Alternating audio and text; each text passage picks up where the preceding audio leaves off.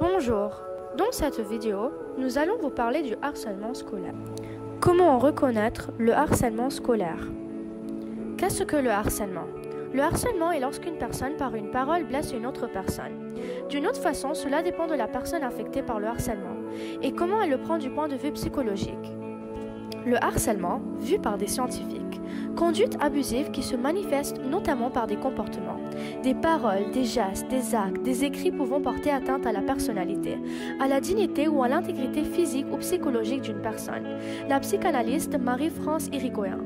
Lorsque l'enfant est exposé de manière répétée à long terme à des actions négatives de la part d'un ou plusieurs élèves, dont Holloway, psychologue spécialisé dans le domaine du harcèlement scolaire.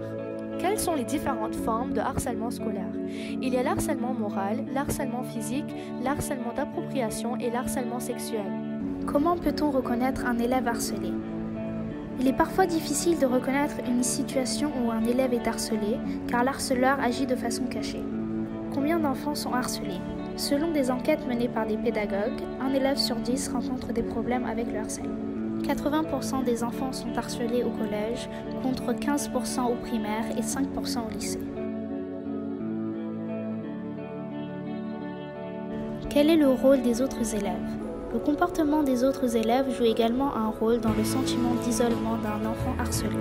Les spectateurs passifs ne participent pas directement aux violences, mais ils ne s'y opposent pas ou font semblant de les ignorer.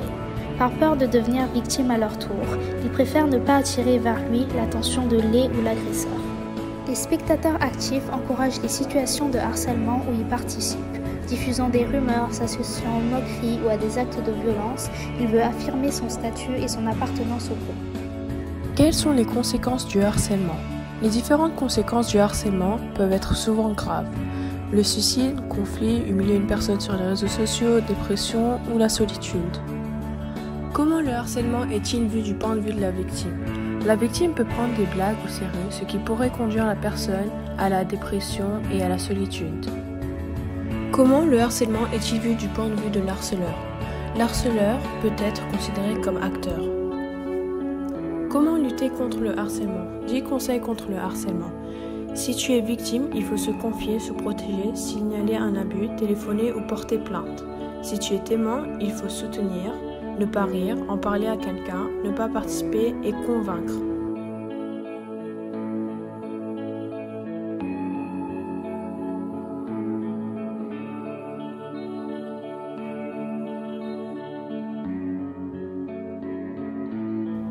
Quelques témoignages d'élèves du lycée français Louis Pasteur de Lagos.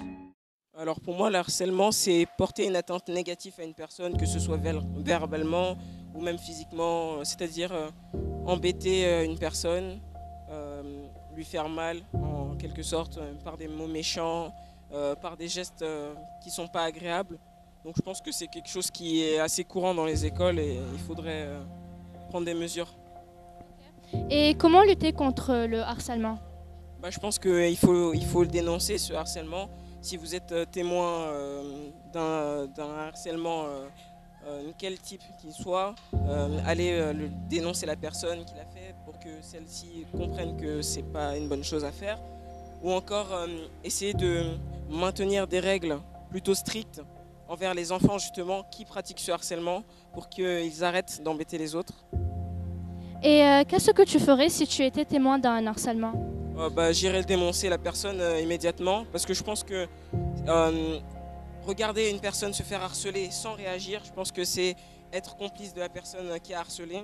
Et donc je pense que aller dénoncer la personne immédiatement ou même essayer de défendre la personne, pas avec des coups, mais défendre la personne en disant laisse cette personne tranquille ou sinon je te dénonce. Vous voyez, des choses comme ça.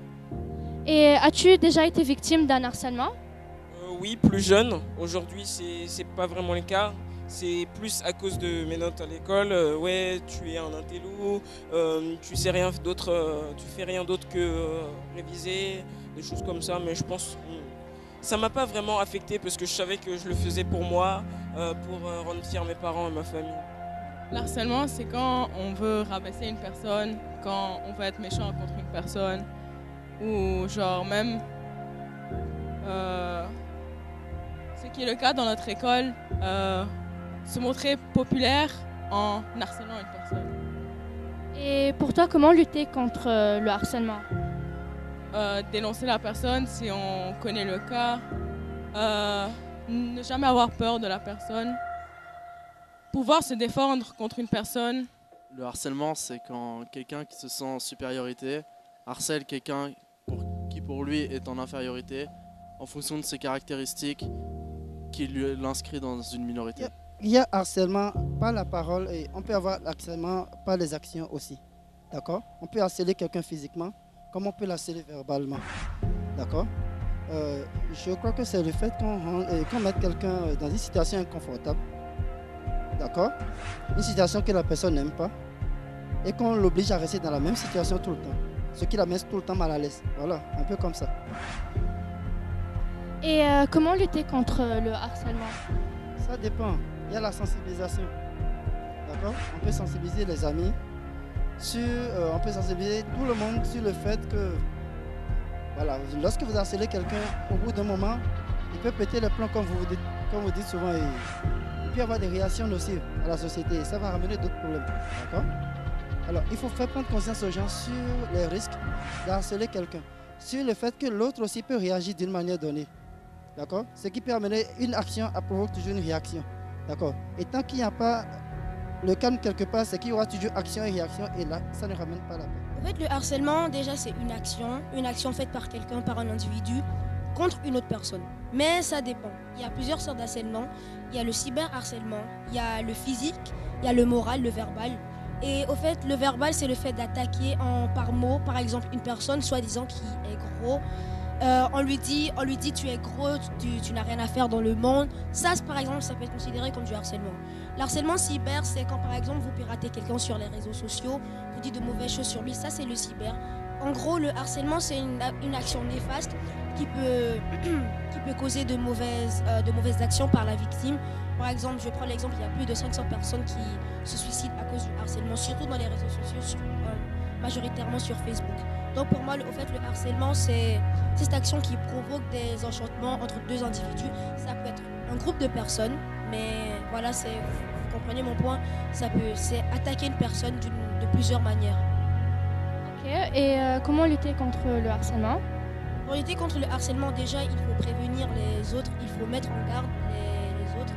Et il faut prévenir les adultes pour qu'on prenne les résolutions. Beaucoup de gens disent que les adultes ne font rien, que voilà, qu'ils sont là. Mais il faut se donner à fond. Parce qu'après, si on se laisse, on se fait dominer. Du coup, pour lutter contre le harcèlement, il faut prévenir les autres et pour qu'il y ait des sanctions pour ceux qui harcèlent. Et as-tu déjà été victime? J'ai été victime d'harcèlement, mais j'ai déjà été témoin. C'est compliqué quand même, c'est très compliqué d'attaquer une personne. Après, la personne a du mal à se fier aux autres. Ça se voit, il est seul dans son coin. Ouais, j'ai pas été victime d'harcèlement, mais j'ai été témoin. Pour moi, c'est fait de taper quelqu'un, pas forcément taper, mais lui balancer des insultes ou donc le taper physiquement pour lui faire du mal, alors que des fois, il a rien fait. Et comment lutter contre le harcèlement? Je propose que déjà ceux qui font le harcèlement, ils soient punis, mais pas qu'une heure de colle. Et dès que quelqu'un le voit, il faut vraiment qu'il dise au proviseur et faire pas un club, mais une sorte un groupe avec des gens qui dès qu'ils voient, je sais pas si comment dire, quand ils voient un harcèlement, ils s'occupent des gens qui se font harceler, un peu un groupe de soutien pour ceux qui se font harceler. Pour moi, le harcèlement, c'est le fait d'insulter quelqu'un régulièrement et fréquemment, que ce soit par des mots ou des messages anonymes. Ça peut aussi être des moqueries, des petites taquineries qui sont très constantes et qui peuvent à un moment blesser la personne. Et comment lutter contre le harcèlement d'après vous? Pour moi, lutter contre le harcèlement, c'est déjà arrêter si on est témoin d'un harcèlement et juste s'occuper de ses problèmes et pas autre chose avec la vie des autres. Pour moi, lutter contre le harcèlement, il faudrait en parler à des adultes. Et si c'est très fréquent et que ça devient vraiment un harcèlement grave, voire des professionnels comme des psychologues. Et qu'est-ce que tu ferais si tu étais témoin d'un harcèlement? Bien sûr, j'arrêterai. Enfin, je ferai ce que je pourrais pour arrêter la situation, aider la personne qui est victime de harcèlement. Et je ferai tout pour réconforter la personne qui est victime. Et j'expliquerai au harceleur, à la personne qui harcèle, que ça ne se fait pas. Moi déjà j'aiderais le plus faible parce que ça peut être trop plus faible et c'est surtout le cas dans le harcèlement. Donc j'aiderais celui qui est agressé, harcelé et qui ne sait pas se défendre. Puis après en parler, comme j'ai dit, à des adultes qui savent plus gérer que nous. Parce qu'entre élèves ça peut des fois mal partir et très loin en voulant aider. Exemple de harcèlement, 13 Reasons Why. Cette histoire est un exemple de harcèlement scolaire. Tout d'abord, on va vous lire un petit résumé de la première saison de la série. Clay Jensen, un adolescent de 17 ans, reçoit une boîte mystérieuse contenant 7 cassettes enregistrées par Hannah Baker, l'une de ses amies qui s'est suicidée 2 semaines auparavant. Sur celle-ci, Hannah dévoile les 13 raisons pour lesquelles elle a décidé de mettre fin à ses jours, ainsi que les noms des personnes qu'elle juge responsables de son choix. Bouleversé par les révélations d'Hannah, le regard de Clay sur ses camarades ne sera plus jamais le même. Maintenant, on va vous faire passer la bande-annonce. Hey, it's Hannah. Hannah Baker. Settle in, because I'm about to tell you the story of my life. More specifically, why my life ended. And if you're listening to this tape, you're one of the reasons why. Hannah has secrets, Mrs. Baker. Hannah's secrets are what killed her. You got your back against the wall. You must be wondering, what did you do? How did you end up on these tapes? Is Hannah telling the truth? Did you do what she said you did? Did you? Hannah walks up to the door, leaves this box, and goes. I should have gone out there. I should have talked to her. If any one of us would have still been friends with her, she'd be alive today. I can see in the darkness there in your eyes. Hannah, I'm not going. Not now, not ever. Why didn't you say this to me when I was alive? You promised not to fall. Clay, it wasn't you, it was me, and everything that's happened. Whatever Hannah thought she saw, she lied about it on those tapes. Bryce raped Jessica, and Hannah saw, and then Sherry knocked down the stop sign, and then Jeff died, and it all started with me!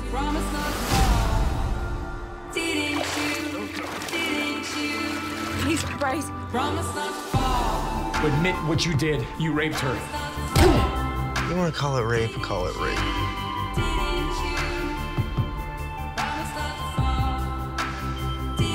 Something happened, Hannah.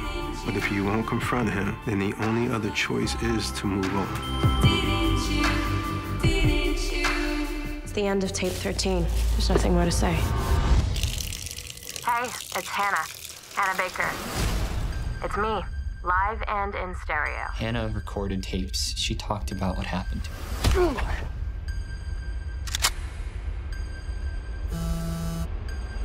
Alex Standall shot himself in the head last night. Are you okay? No. Is that right?